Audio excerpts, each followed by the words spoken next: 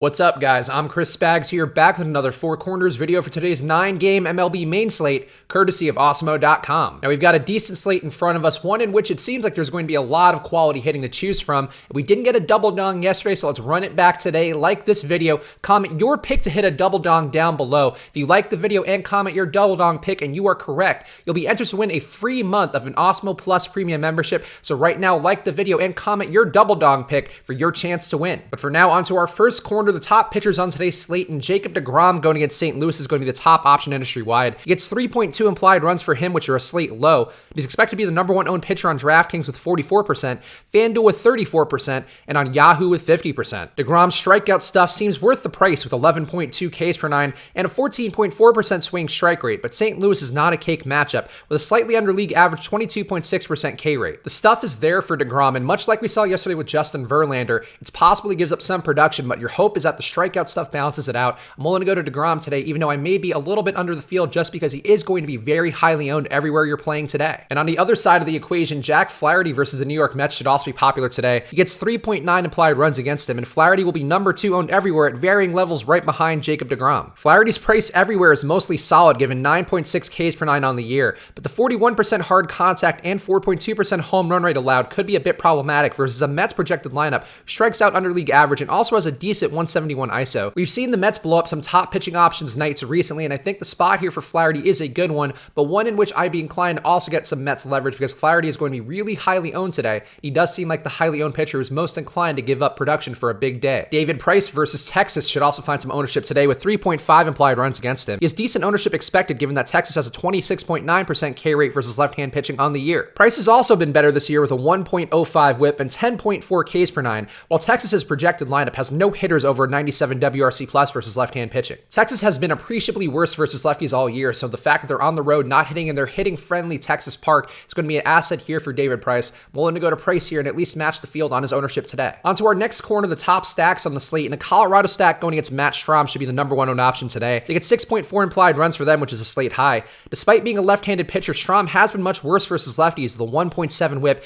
and 10.9 hits per nine compared to a 0.9 whip and 6.2 hits per nine allowed to righties. Strahm has overall limited production decently, but in cores, the 47.2% hard contact he gives up to all hitters can be a big problem if Strahm can't miss bats. Strahm has shown some strikeout ability on the year, but not a crazy amount. I do think this is a spot where I'd prefer to have the Rockies, but I think having some leverage for Strahm the other way wouldn't be a bad idea if the Rockies do falter at high ownership. A San Diego stack versus John Gray should also find some ownership today with 5.1 implied runs for them. San Diego's prices are reasonable given their 191 ISO versus right-hand pitching and the fact that they're now in cores. The strikeouts can be there for John Gray with a 28.4% K rate in San Diego's projected lineup, and Gray's 9.6 Ks per nine as well, which are going to make it a little bit tough on San Diego. But there's a ton of power for that Padres lineup with every hitter besides Matt Strahm, who is a pitcher, of course, so he's not expected to have a ton of power. But all those guys were over a 3.3% home run rate versus right-hand pitching. Gray does have the decent strikeout stuff here, so I'm willing to have both sides of the equation. But I think San Diego on paper a really nice value if they can generate that home run production in cores. And a Boston stack versus Adrian Sampson also looks appealing today with 5.5 implied runs for them. Boston's projected lineup brings a 279 batting average, a 119 WRC plus,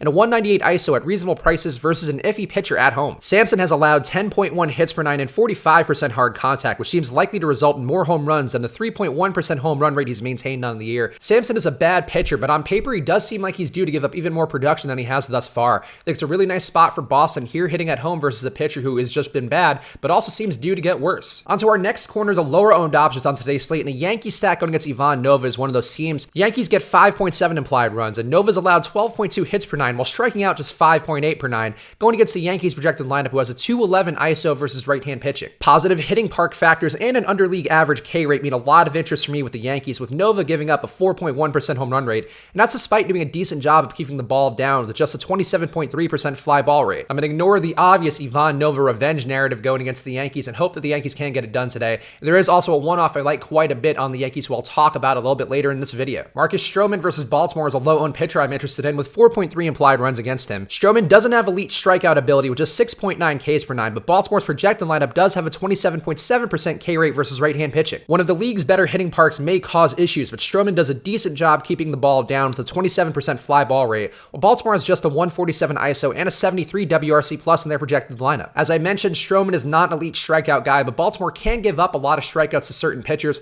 I think the spot for Stroman is a good one at a reasonable price and potentially as a nice pivot to Jack Flaherty's high ownership. A Toronto stack versus Gabriel Inoue is also a bit interesting with 4.7 implied runs for them. Toronto disappointed as an overall stack yesterday, but they retained decent prices versus a pitcher who allows a 4.2% home run rate as well as a 1.44 whip. Toronto's projected lineup has a worrisome 25.3% K rate, but Inoue doesn't have good strikeout stuff, so their 187 ISO makes many stacks appealing to me to try to capture the potential for home runs. I'm still not trying to get to full stacks of Toronto again. I think it's more likely to get a home run or two that has that big production, same as they had yesterday versus Rowdy Tellez. But I do think there are going to be a couple guys here who have value, and I'm willing to have some exposure because of that. And J.A. Happ versus the White Sox interests me a bit with 4.3 implied runs against him. Happ has struggled allowing power on the year with a 5.6% home run rate so far this season, but he has looked better with over 20 fantasy points in his last 2 starts. The strikeouts for Happ seem due to positively regress, while home runs should come down a bit, so the White Sox projected lineup that has a 27.5% K rate and a 151 ISO versus left-hand pitching is a solid spot for that positive regression to occur. Happ has not been great on the year, but the White Sox lineup they currently have projected to be in there doesn't look that good either. If he gets materially better, I may be willing to go away from Happ, but for right now, I think he's an interesting play at not a lot of ownership. Now on to our last corner, the one-offs, and JD Martinez versus Adrian Sampson is one that I like a lot. JD brings a 315 batting average and a 271 ISO, which are strong numbers, given that Sampson's also weaker versus righties with a 5.7 xFIP and a 5.4% home run rate allowed. The Red Sox as a whole are decently priced for this matchup, but I think Martinez does stand out. I like the spot for him, and as I mentioned earlier in the video, I do think Sampson is due to give up a big day when he really hasn't given up massive production so far this year. And Didi Gregorius versus Ivan Nova is a one-off I alluded to earlier for the Yankees. Didi is raked since returning to the lineup with a 429 batting average,